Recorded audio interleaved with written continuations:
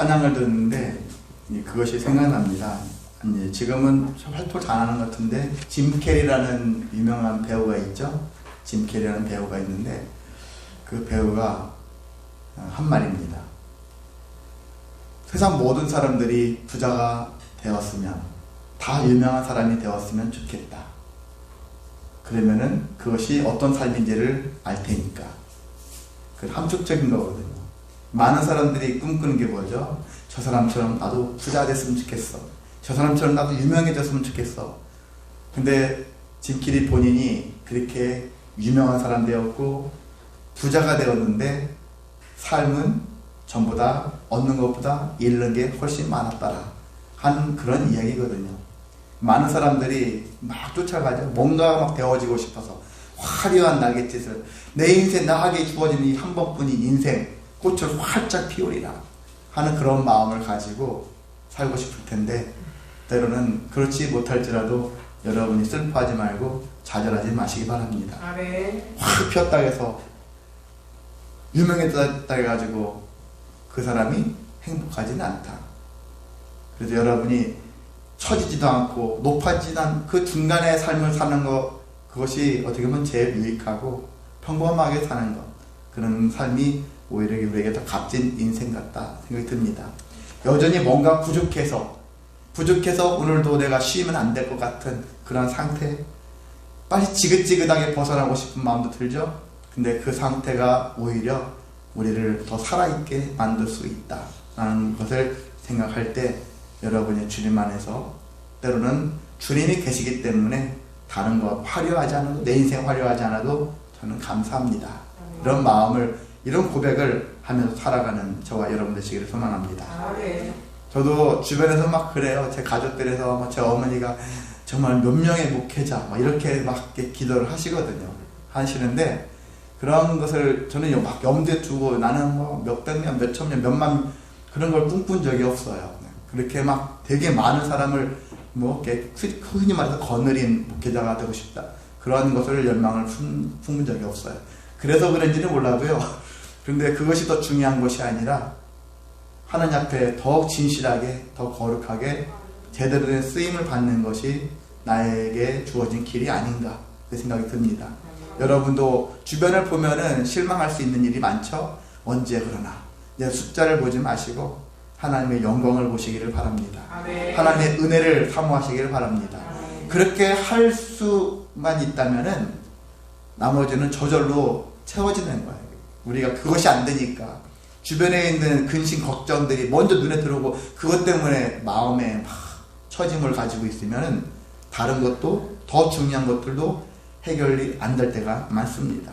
그래서 우리는 다 쳐내야 돼요. 마음을 근심케 하는 것들, 불안하게 만드는 것들을 다 쳐내고 주님 앞에 우리가 서기를 원합니다. 제가 아까 찬양도 되게 좋아하는 거거든요. 주님 앞에 내가 서 있네, 그 후렴구를 부를 때마다 저는 마음이 정말 울컥울컥 하거든요. 주님 앞에 서 있는 내 자신의 모습. 여러분도 항상 어디 있든지 이 단뿐만이 아니라, 이 교회뿐만이 아니라 여러분의 삶 속에서 주님 앞에 나는 서 있습니다. 주님 말씀하소서, 내가 행하겠나이다. 이렇게 고백하면서 하나님께 영광 돌릴 때 놀라운 은혜가 있게 될 줄 믿습니다. 네, 오늘 안식 후 첫날의 의미라는 제목을 가지고서 함께 말씀을 나누고자 합니다.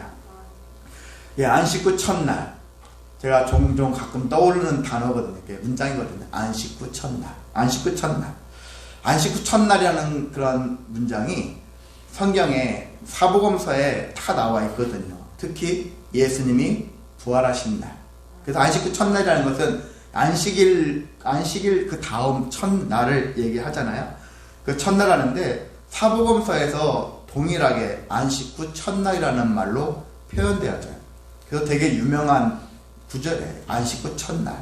여러분은 성경 읽을 때 그냥 안식 후 첫날에 안식 후 첫날 뭐 이렇게 생각하겠지만은 안식 후 첫날이라는 것이 우리에게 주어진, 지난주에도 제가 전환점에 대한 말씀을 드렸던 것처럼 전환점을 이룰 수 있는 날이거든요. 안식 후 첫날. 그래서 여러분도 그런 날 있지 않습니까? 내가 어떤 날 이후의 첫날, 이런 것 같은, 내가 다시 태어난 날. 저희 형님 같은 경우는 재생불량성 빈혈 그걸로 인해서 골수 이식 받고 나서 자기가 새 생명을 얻었다 해서 골수이식 받은 날도 자기가 그때부터 영살 해가지고 빵살로 시작했어요. 그로부터 벌써 16년이 지났더라고요. 네, 현아가 태어나기 직전에 발생해서 그렇게 16년 동안. 근데 그 후유증은 이루 말할 수가 없더라고요. 그래서 약물 투여하고 뭐 해가지고 그동안 신장이 하나는 쪼그라들어가지고 신장 기능이 그 다음 하나 가지고 사용하는데 기능도 많이 약해져가지고 만약에 계속 식이요법을 하고 있는데 조절 못하면은 계속 신장 이식을 받을 수도 있는 그런 상태거든요. 이제 그렇게까지 제가 그 얘기를 지금 왜 했는지 갑자기 전환점. 예, 전환점. 예, 그래서 제가 그런 거 하는 거예요. 저희 그 형님이 그런 얘기 하더라고요. 재생 불량소 비뇨 참고로 하게 되어지면은요, 아기들이 태어났을 때 1년 차, 2년 차 이렇게 받는 주사, 예방 주사 있잖아요. 그걸 다시 맞아야 돼요. 처음부터 다시 맞아야 돼요. 그러니까 다시 태어난 기분으로 산다 하는 것처럼 병든 후 첫날 뭐 이런 거 같이 우리 인생에는 그런 날들이 있을 거예요. 여러분에게 삶의 전환점 된 그런 것들. 저는 결혼 후 첫날, 제가 유럽 여행 갔다 온 첫날, 뭐 이런 것 같이 저 나름대로의 이런 첫날들이 있을 거예요. 그 첫날. 근데 여기 성경에서 안식 후 첫날이 의미하는 바는, 시사하는 바는 엄청나게 큰 날이라는 거예요. 그냥 365일 중에 하루에 지날 수밖에 없는 날일 수도 있겠지만은 그것을 예수 그리스도의 부활하신 날로 기억되어지는 날로 정한다면은 이 날이야말로 인생, 우리 생의 최고의 날이다라는 것입니다. 그래서 안식 후 첫날, 이런 안식 후 첫날이라는 것을 여러분 삶 속에 적용해서 나의 삶은, 내 첫날은 지금 어떻게, 무슨 일 때문에 어떤 삶을 살아가고 있는가, 그것을 돌아볼 수 있는 기회로 삼아 주시기 바랍니다. 예, 오늘 그래서 안식 후 첫날, 이 의미는 어떻게 우리가 이 안식 후 첫날을 바라보아야 할까, 그것을 크게 세 가지 측면에서 나누고자 합니다. 첫 번째는 그 안식 후 첫날이라는 것은 예수님의 죽으심을 우리가 기념해야 한다는 것입니다. 예수님의 죽음을 기억한다. 누군가의 죽음을 묘지가 왜 있습니까? 기념하기 위해서 그러잖아요. 누군가가 죽었다라는 것을 기념하지 않습니까? 자, 우리가 9년 전에 안산에 큰일이 있었었죠? 아시죠? 뉴스에도 막 나오고 그러잖아요. 2014년 4월 16일 날 저는 막 그 TV를 많이 봤는데 세월호가 침몰하는 과정들을 계속 낮 동안 계속 봤었는데 참 안타까웠죠. 그래서 그 일로 인해서 304명이 죽었죠. 그리고 5명은 아직까지도 영구 실종, 찾을 수 없는 그 시신을 회수도 못한 그런 상태로 그렇게 304명이 사망하게 되어졌습니다. 그래서 9주년이 되어졌고 오늘 민서 생일이기도 한데, 그래서 참 세월호와 민서 생일과 또 이렇게 겹쳐가지고 묘한 축하와 기념이 겹치는 그런 날이기도 하는데, 그렇습니다. 구주기가 되어지는 오늘날 많은 사람들은 잊지 않으려고 그래서 계속 추모하잖아요. 잊지 않으려고, 내 자식이 아님에도 불구하고 잊지 않으려고 그러지 않습니까? 네, 사람들은 그래도 있습니다. 우리도 그 사이에 얼마나 많이 잊어요. 이 시간만 잠깐 다시 한번 기억을 할 뿐이지 364일 정도는 거의 기억하지 않고 살 거예요. 그렇게 되어지지만은, 그런데 죽은 자의 지인들이나 특히 부모님 같은 경우, 그 중에서도 엄마, 그들의 마음은 절대 잊혀질 수가 없는 것이죠. 평생 가슴에 품고 사는 거죠. 그 자녀들 입장에서 어쩔 수 없이 교통사고나 불의 질병으로 지금 죽을 수밖에 없는 상태라는 몰라도 자살 같은 것을 통해서 한다든지 해서 죽는 것은 부모님에게 대못을 박는 거예요. 평생 잊을 수 없는 그런 한을 품어주는 것밖에 지나지 않아요. 그래서 청소년들이 아니면 자녀들이 부모가 있는데 자살을 택하는 것은 절대 하지 않아야 되는 일이다. 그래서 우리가 이러한 평생 가슴 안고 살아야 되는 이 상황 속에서 이렇게 한 사람의 죽음은, 누군가의 죽음은 모든 사람을 침몰시켜요.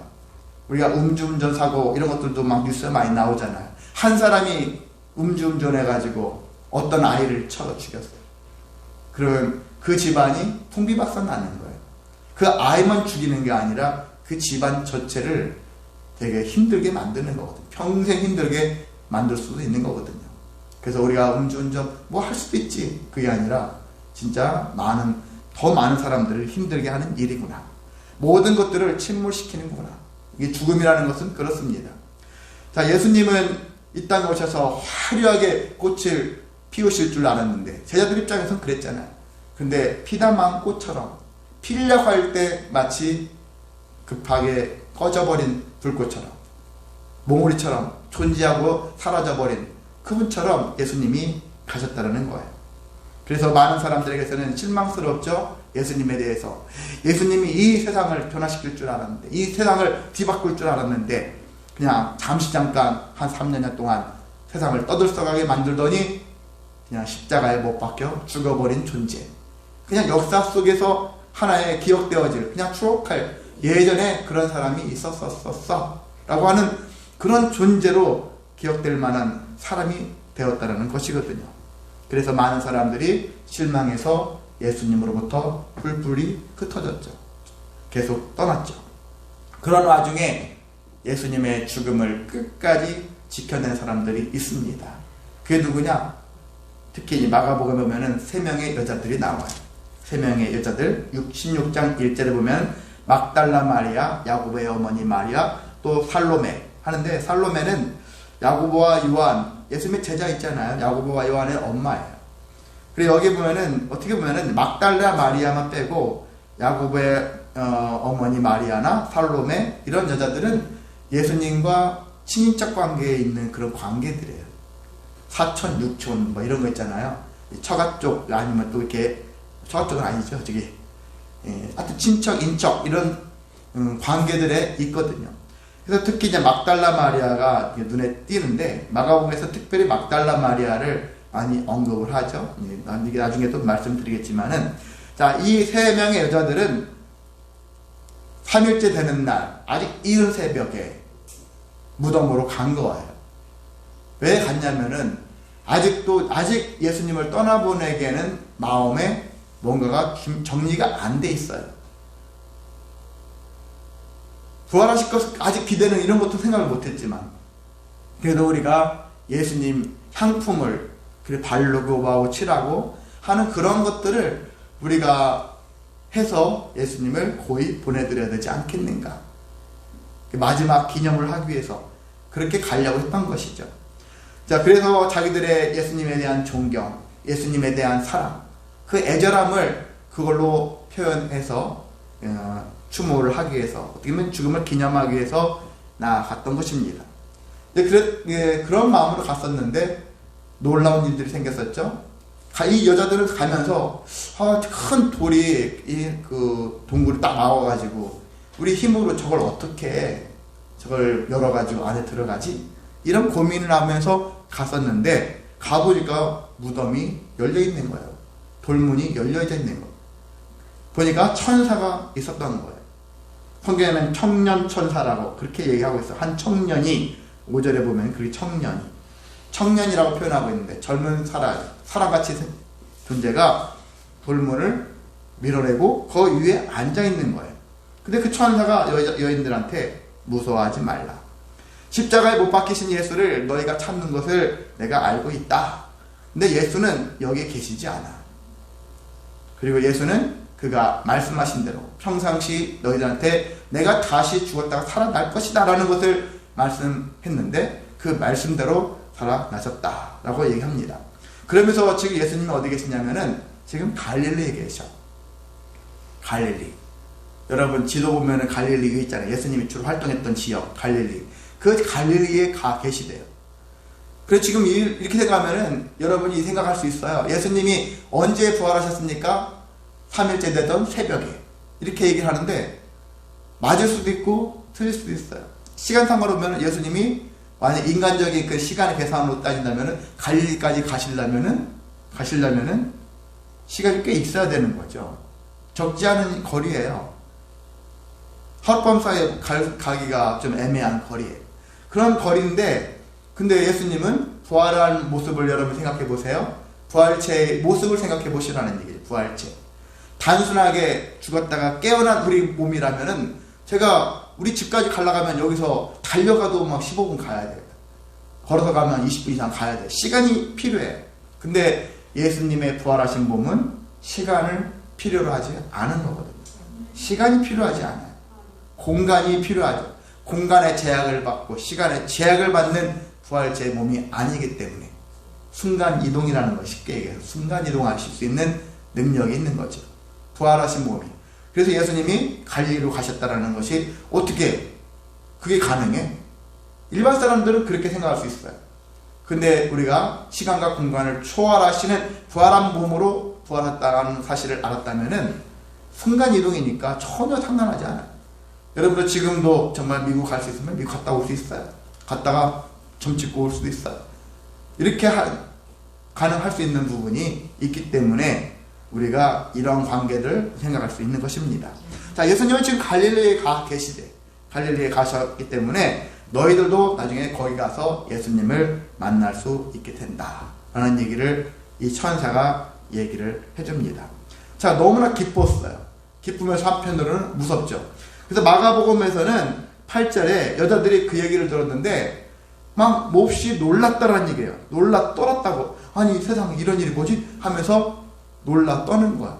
왜? 지금까지 한 번도 경험하지 못했던 일이거든요. 그 누구도 경험하지 못한 일이거든. 이해할 수 없는 일이거든요. 여러분이 오늘날에도 이런 현상이 발생한다면 이해하겠습니까? 과학이 엄청나게 발달했는데도 불구하고 이해할 수 없는 일이에요. 지금도. 앞으로도 그렇고. 도무지 이건 거짓말일 수밖에 없다라고밖에 할 수 없는 일들이기 때문에 놀랄 수밖에 없는 것이죠. 근데 이 여자들은 도망했고 무서워했고 아무에게도 말하지 않았다는 거예요. 근데 천사는 너희들은 제자들에게 베드로를 비롯해서 제자들에게 가서 이 사실을 알려라. 그렇게 했는데 알리지 못하고 두려워서 떨고 있었더라. 그렇게 얘기를 하고 있어요. 마가는 이렇게 보고하고 있는데 마태 같은 경우는 그렇지는 않아요. 마태는 이 여자들이 갔어요. 제자들에게 갔어요. 갔고 제자들한테 얘기를 했어요. 또 요한복음 같은 경우는 제자들 중에 요한과 베드로가 그 얘기를 듣고서 요한이 먼저 달리기가 베드로보다 더 달리기 실력이 좋았나 봐. 더 열심히 빨리 달려가지고 무덤까지 먼저 왔어요. 그런데 요한이 베드로보다는 겁이 좀 더 있었나 봐요. 무덤 안에 들어가는 것을 못했어요. 그리고 베드로가 뒤늦게 도착한 베드로가 먼저 무덤으로 들어갔죠. 자, 이렇게 묘사가 되어 있거든요. 자, 이런 건데 이것을 우리는 다 그냥 여긴 틀리고 저긴 또 다르다 해가지고 성경이 이상하다고 생각하지 마시고 그걸 전체적인 시각으로 여러분이 그냥 그려보시라고. 처음엔 두려웠어, 떨었어, 힘들었어. 아, 이게 사실인가 아닌가 정신을 차려는 그 시간이 필요한 것이죠. 그 얘기를 듣자마자 사실이다. 믿고 갈 사람이 과연 몇 명이 될 것 같나. 여러분이 여기 있는 이 마리아 같은 사람들의 삶 지금 모습이라면은 그 얘기를 천사한테 듣자마자 여러분이 베드로에게 갈 사람이 몇 명이나 되겠습니까? 아, 도대체 이게 진짜 뭐지? 여러 가지 막 현상들에 대해서 그런 마음들을 듣고 그 다음에 정신을 차려보니까 다시 돌이켜보니까 예수님이 죽으시기 전에 우리들한테 하신 말씀, 내가 고난받고 죽고 부활한다라는 그 사실들이 정말 사실이구나. 그런 것들을 깨닫고는 그들 제자들에게 이후에 갔을지도 모른다는 얘기죠. 이제 그런 일들이 있으니까 성경을 여러분이 어떤 그러한 하여튼 영화를 생각하듯이 한번 떠올려 보신다면은 다 이해가 되어지고 설명이 되어질 수 있는 부분이라는 것들을 여러분이 아셔도 됩니다.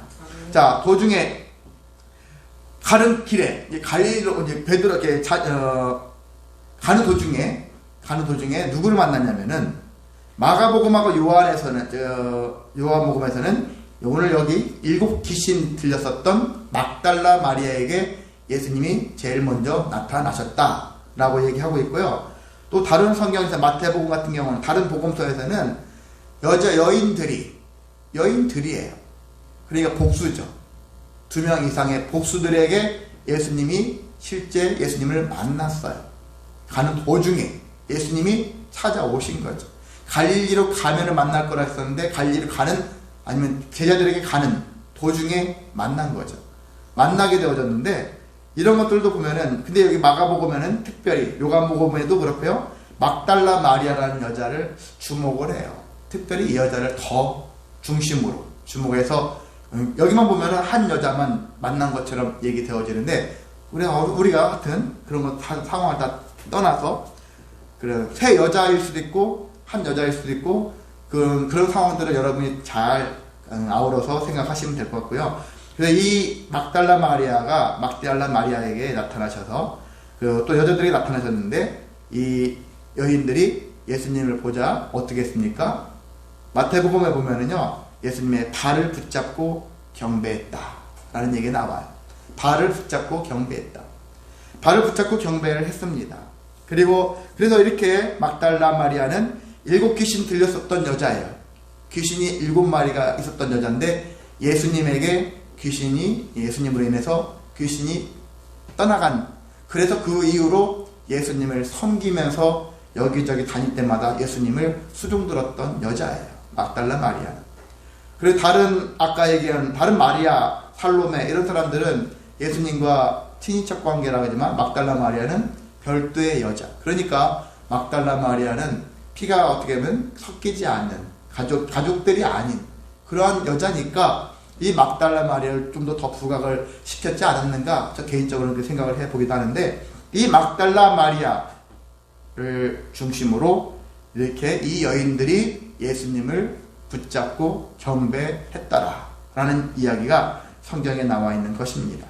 우리는 이 사복음서에 공통적으로 나와 있는 이 여인들의 행보에 대한 부분들을 생각하면서, 예수님이 이들에게 제일 먼저 나타났어요.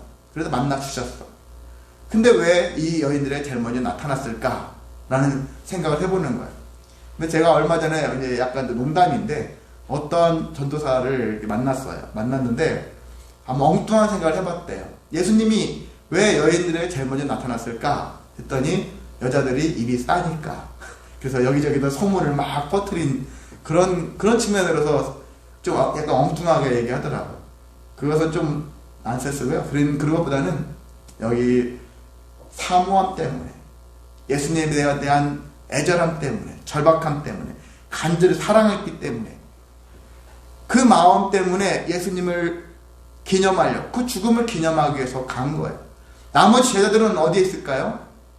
감히 예수님의 시체를 보려고 찾으려고 오지 않아요.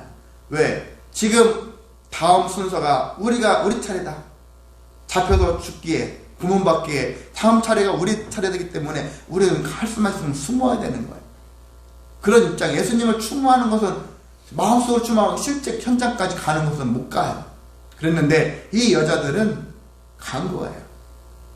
끝까지 가가지고 거기에서 향품을 발라서 죽음을 기념하기 위해서 그렇게 갔던 것입니다. 자, 그래서 우리는 생각해 봅니다. 예수님을 만나고 싶어요. 그렇게 많은 사람들이 고백하는데 누가 만날 수 있느냐? 여러분도 똑같아요. 예수님을 사랑하는 자, 예수님을 존경하는 자, 예수님과 함께하고 싶은 자, 예수님의 죽음을 기념하고 싶은 자, 예수님과 함께 이 일들을 감당하고자 하는 자, 이들에게 주님이 찾아오신다라는 거거든요. 난 아무것도 안 하고서 예수님 저에게 와주세요. 무슨 근거로, 무슨 이유로 있어야 되잖아요. 내 마음에 감동이 있어야 되잖아요. 하나님을 감동시킬 수 있는 그런 마음들이 있어야 하는 것이죠. 기도도 어떻게 해요? 그냥 맹목적으로 하나님 해결해 주세요. 그게 아니라 정말 그 간절함이 있어야 되지 않습니까? 사모함이 있어야 되는 것이죠. 그 사모함은 불러일으킵니다. 모든 것들을 불러일으켜요. 분위기, 성경들 불러일으키고요. 주님도 찾아오게 만든다는 것입니다. 여러분이 주님을 만나고 싶다면, 주님 안식 후 첫날 예수님의 그 부활하신 것들을 목격하고 싶다면, 지금도 안식 후 첫날은 그때 하루가 아니라 계속 이어지는 것이거든요. 그래서 우리는 주님과 계속 함께하고 싶고, 주님의 영광을 드러내고 싶고, 주님으로 말미암아서 새로운 인생을 살고 싶다면은 주님의 죽음을 기념하면 되는 것입니다. 여러분의 주님의 죽음, 그냥 계속 365일 주님이 나 때문에 죽으셨어, 나의 죄 때문에 죽으셨어, 이런 마음을 품고서 주님의 이름을 높이시기를 바랍니다. 그렇게 하게 되어지면은 주님께서 여러분에게 오시고요. 주님께서 어떤 일들을 하시느냐, 부활의 첫 증인으로서 삼으신 것처럼 우리를 부활의 증인으로 삼으신다는 것, 우리를 사용하신다는 얘기입니다. 그렇게 쓰임 받으시기를 소망합니다. 두 번째는요, 믿어야 한다는 것입니다. 믿어야 된다는. 당연히 믿죠 하는데 정말 믿냐고 할 때 믿음이 없을 수가 있어요. 내가 이 부분은 믿는데요, 이 부분은 못 믿습니다. 선택적 믿음을 가진 성도들이 많습니다. 저는 그거는 알겠는데 저거는 모르겠어요. 그렇게 하는 사람들이 있거든요. 성경을 어느 부분을 알고 어느 부분을 믿고 그런 건 없는 거거든요. 한 부분을 믿었다면 모든 부분을 다 믿을 수 있는 그런 믿음의 흔히 말한 경지에 이를 수 있어야 하는 것입니다. 그런 상태까지 이르기까지 내가 이해 못하는 것이지, 내가 받아들이지 못하는 것이 성경이 잘못되었고 하나님이 없는 게 아니라는 것이거든요. 내가 없다고 하면 없는 것입니까? 내가 아니라면 아닌 것입니까? 그건 아니잖아요. 인간이 뭔데? 인간의 지능이 무엇인데? 이걸 가지고서 기다 아니다, 없다 있다 라고 말하는 것은 우리가 주제 넘는 것이죠. 교만 중에 교만이라고 볼 수 있는 것입니다.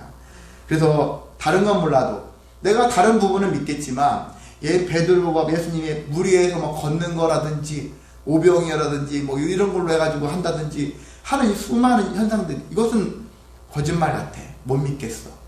예수님이 죽었다가 깨어날 수는 있어요. 사람들 죽었다가 잠시 깨어날 수는 있어요. 그런데 예수님처럼 시간 공간을 초월하는 부활체의 모습으로 다시 살아난다는 것은 도무지 이해할 수 없는 일이야. 이런 것들은 못 믿겠어. 이런 생각을 가지고 있는 사람들이 많거든요. 여기 제자들도 못 믿었어요. 당시 예수님과 함께 했던 제자들, 예수님이 다가오셨는데 예수님과 함께 했는데도 이 예수님이 유령인가? 유령같이 느끼는 거야.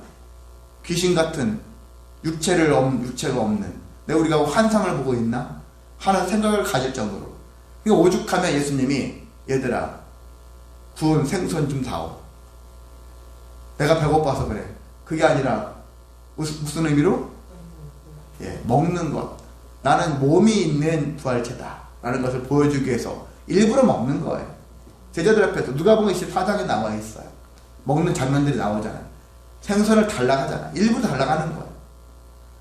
도마 같은 경우는 내가 손에 못자국을 봐야 알겠습니다. 그래서 손에 못자국을 보여주시잖아요. 실제 모습을 다 보여주십니다. 이렇게 예수님이 하셨던 이유는 너희들이 그래서 믿지 못하는 제자들, 그리고 마가복음에 오늘 뭐라고 합니까? 예수님이 혼내잖아요. 꾸짖지 않습니까? 어떻게 꾸짖습니까? 믿음 없는 것에 대하여 꾸짖는다. 믿음 없다라는 얘기는 상대적으로 완악하다 같은 거예요. 믿음 없는 것과 완악한 것은 같은 의미예요. 하나님에 대해서, 예수님에 대해서 믿음이 없습니다. 믿음이 없다는 얘기는 완악한 것이니까. 여러분이 모세가 출애굽할 때 바로왕 10번 이상이겠지만 만나잖아요. 재앙을 할 때마다 어떻게 합니까? 바로의 마음이 완악하여. 그러잖아요. 완악하다는 얘기잖아요. 완악하다라는 말을 다르게 표현하면은 하나님에 대한 믿음이 없는 거야. 믿음이 없기 때문에 마음이 딱 닫히고 뭔 소리 하는 거야 하면서 그 말을 물리치는 거죠. 그래서 믿음이, 여러분이 완악한 것은 막 성질이 흔히 개떡 같은 그런 사람만을 얘기하는 것이 아니라 믿음이 없으면 완악한 마음을 가진 자가 되는 것입니다. 그래서 여러분이 믿음이 있으면 마음에 평안이 있고 말에 덕이 있고 말에 은혜가 있어요. 그래서 말하는 거 보면은 알 수 있는 것이죠. 그래서 저 사람이 말을 보면은 말에서 참 주님의 힘이 나타나고 능력이 나타나고 은혜가 나타나고 이런 삶을 살아가야 되는 것이 우리의 모습인데 말이 쌍스러워요. 그건 아직 우리가 변화되지 못하거나 아니면 믿음이 부족하기 때문에 완악한 마음이 더 강하게 드러나서 이런 현상이 발생하는 것입니다. 그래서 우리는 예수님에 대해서 믿어야 되는 거예요. 다른 모든, 하나님 보내셨다는 걸 믿어야 되고, 예수님이 고난을 당하셨다는 것 누구 때문에? 우리 때문에. 죽으셨다는 것 누구 때문에? 우리 때문에. 또 부활하셨어요. 누구 때문에? 우리 때문에. 부활하셨다는 것을 믿어야 한다는 얘기죠. 그 부활의 모습은 단지 죽었다가 깨어나는 수준이 아니라 정말 시간과 공간을 초월하는 부활체의 모습이 되어졌고, 이것이 나중에 우리도 예수님처럼 그렇게 되어진다는 거예요. 여러분이 영생하잖아요. 영원한 생명 어떻게 가능합니까? 시간과 공간을 초월하는 부활체의 모습이 되었기 때문에 영생할 수 있는 거거든요. 영생이라는 개념이 그래서 그렇게 가능한 것이죠. 여러분 죽었다 지금 다시 깨어나봐요. 어떻게 됩니까? 예수님이 죽었었을 때, 십자가 못 박혔었을 때 마태복음 보면은 잠자던 영혼들이 깨어났다는 얘기가 나와 있어요. 벼락이 치고 예루살렘 성전에 있는 천막 있잖아요. 성막인가요? 찢어지고 막 그런 일이 생겼었을 때 무덤에서 잠자던 영혼들이 일어났더라. 그래서 그들이 마을로 돌아온 거예요. 무덤에서. 그런 일이 있었어요. 이 사람들은 소생이에요. 이 사람들은 부활이 아니에요. 예수님은 부활체의 모습으로 부활한 것이고, 그들은 죽었던 사람이 잠깐 깨어난 거예요. 그들이 나중에 어느 정도 살다가 또 죽었겠죠. 모든 사람이 다 죽는 것처럼. 그건 다른 거거든요. 그래서 예수님은 아직도 첫 번째 부활이라는 거예요. 예수님이. 여전히 첫 부활은 예수님이시다. 그리고 나머지 예수님 당시에 깨어났던 사람들이 부활체는 아니고, 나중에 예수님 다시 오실 때 그때 다시 살아나는 모든 영혼들이 부활체의 모습으로 살아난다는 사실을 믿으시라는 것입니다. 아멘. 저도 솔직히 갓난아기 때부터 교회 다녔고, 청소년기를 교회 다녔고, 청년기도 그렇고, 한 30대 목사가 되어서도 의심했어요. 이것은 여기까지는 못 믿겠습니다, 하나님. 그런 마음이 들었었어요. 30대까지도. 이런 마음, 내가 목사까지 됐는데 여기 이렇게 못 믿으면 어떻게 한다는 얘기인가? 마음에 내가 못 믿으면서 목사 일을 할 수 있을까? 엄청 힘들어했어요. 근데 30대 후반부터 제 마음에 믿음이 생겨지더라고요. 그게 믿어지더라고요. 하나가 믿어지니까, 전능하신 하나님을 믿게 되어지니까 나머지 우리는 가능하지 않지만 하나님은 가능하십니다라는 그 성경 구절 한 구절이 저를 많이 깨웠어요. 나는 내 시각으로 보지 말아야지, 내 생각으로 보지 말아야지.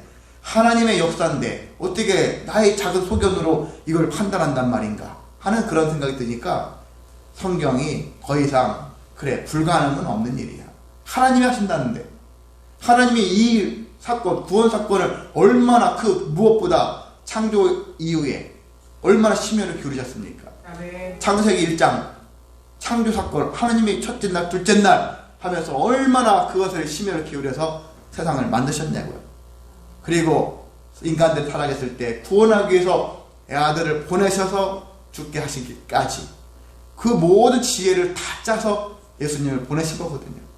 그러니까 우리는 창조주 하나님, 구원하신 하나님, 그 두 분의 같은 하나님이지만은 그 두 가지 종류의 하나님만 생각해도 우리에게는 벅차요. 감당할 수 없을 놀라운 분이라는 사실입니다. 그 하나님을, 그 예수님을, 또 우리가 지금 함께 하시는 성령님을 여러분이 믿으시기를 소망합니다.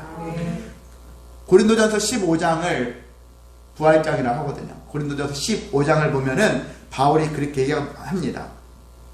헛되이 믿지 않으면 구원을 받는다. 그 15장 2절에 나와 있어. 헛되이 믿지 않으면, 여러분이 교회를 많이 다녔다고 믿음이 있는 게 아니거든요. 교회를 며칠밖에 안 다녀도 믿음이 있는 사람이 있고, 교회를 막 10년, 20년 다녀도 믿음이 없는 사람이 있어요.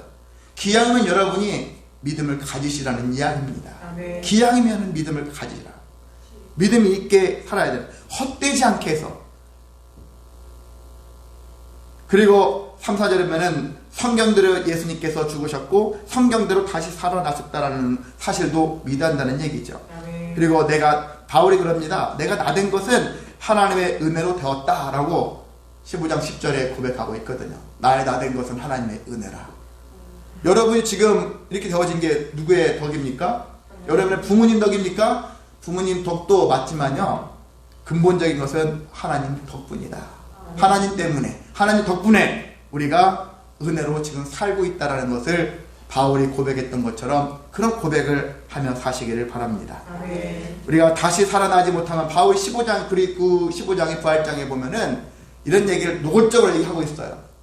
예수님이 부활하지 않으셨다면 우리의 믿음은 다 헛것이다.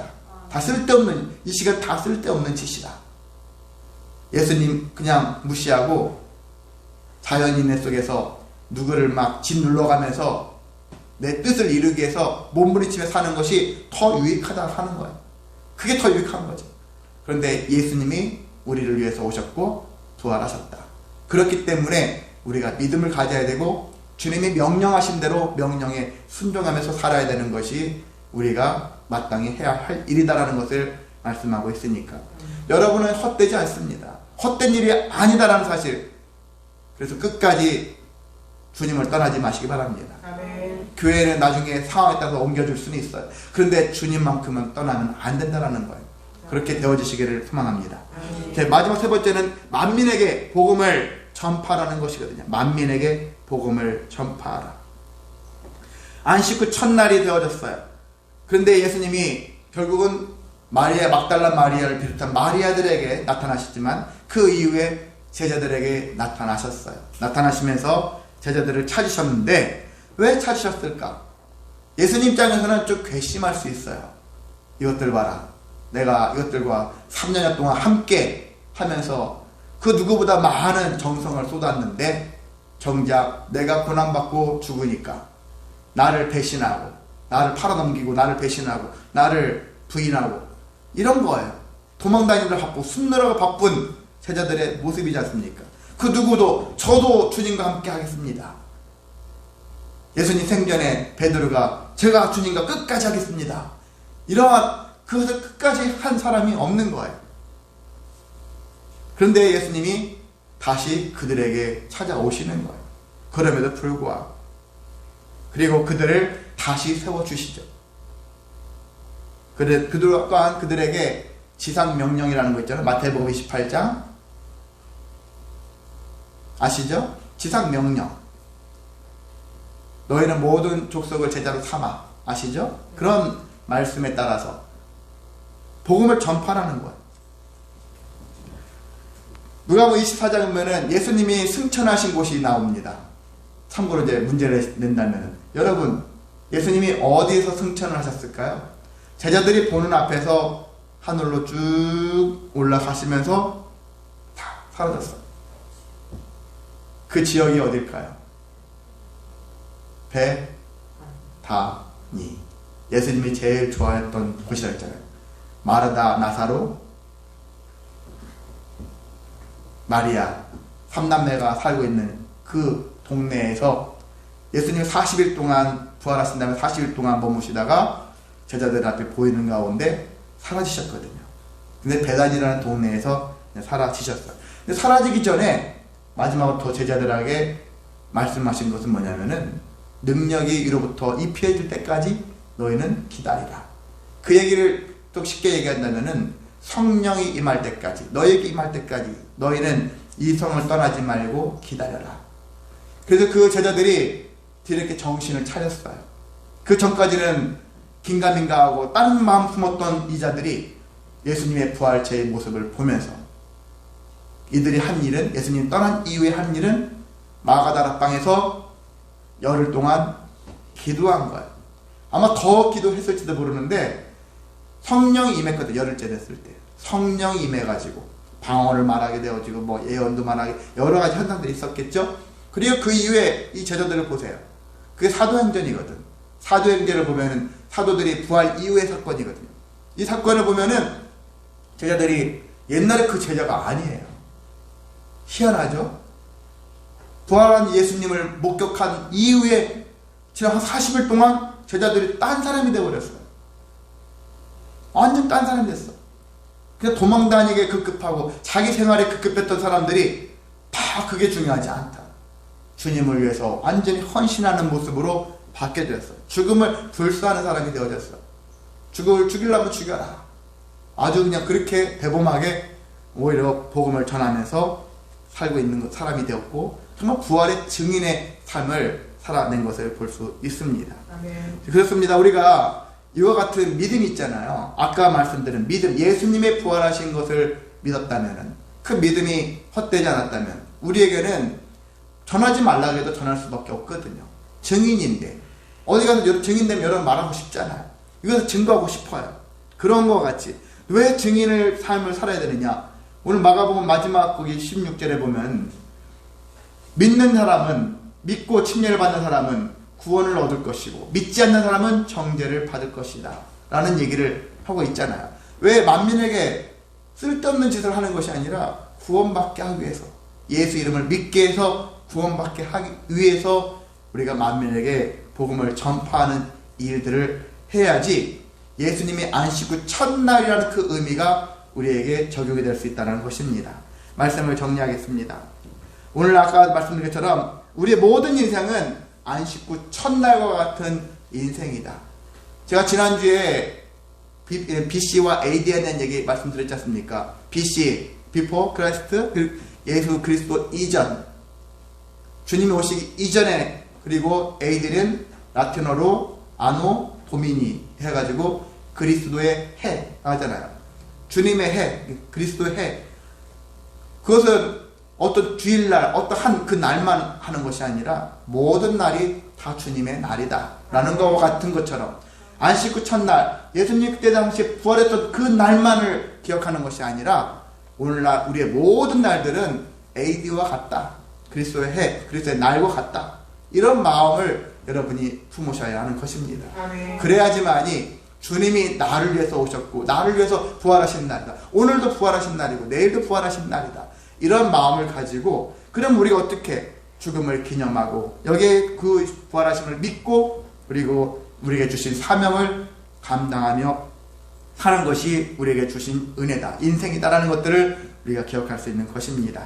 그래서 우리가 이런 일들을 감당하다 보면은 주님께서 중간중간마다 하시잖아요. 평안할지어다, 무서워하지 말라, 두려워하지 말라, 다 내가 나머지 것들은 책임질 테니까 너희는 이와 같은 일만 해라. 하다 보면 나머지는 너희들에게 나타나는 불안정한 것들은 내가 다 알아서 미리 쳐주겠다, 실드 쳐준다는 얘기죠. 보호해 주시겠다라는 그런 은혜가 있으니까 여러분이 두려움까지, 걱정까지, 근심까지 다 아울러서 갈 생각하지 마시고 주님이 우리에게 부탁하신 거 충실하시면은 나머지는 그렇게 중요한 게 아니에요. 그렇게 내가 그거 가지고 고민하고 괴로워할 필요가 없어요. 그런 것들을 여러분이 누리시기를 소망합니다. 그래서 하나님께 영광을 돌려서 내 생활이, 공동체, 여러분의 가정, 직장, 교회 공동체가 기쁨과 은혜와 감사가 더 풍성해질 수 있도록 살아가시는 저와 여러분 되시기를 주님의 이름으로 소망하고 축복합니다. 아멘. 다 같이 일어나셔서 찬송가 191